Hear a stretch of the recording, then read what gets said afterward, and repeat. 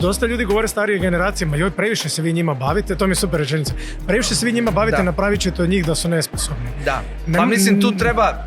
Treba biti granica, da. Treba biti neka granica, znaš ono, naravno da trebaš pustiti svoju djecu i da pogreše, da se spotaknu i da, znaš ono, ja nisam za to helikoptersko roditeljstvo, di ti bdiješ nad njima i ne dopuštaš im da nikoji način da se suoče sa ružnim stranama života, znaš ono, i sa neugodnostima. Treba naći neku granicu i da ih zaštitiš i da ih pustiš da žive svoj život. Mislim, vidit ćemo jednog dana kad oni odrastu šta će oni nama predbacivati, šta smo krivo radili s njima.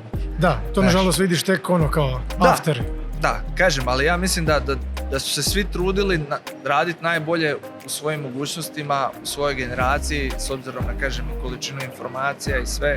Znaš, ono, mene više groze danas ljudi koji kažu, znaš, ono, tipa kao, pa dobro, kao, mene su moji tukli, ja sam dobar ispao, kao, šta sad ako ja svoju djecu tučem, znaš, onak, frajeru, znaš, ono, to je štokholmski sindrom, znaš.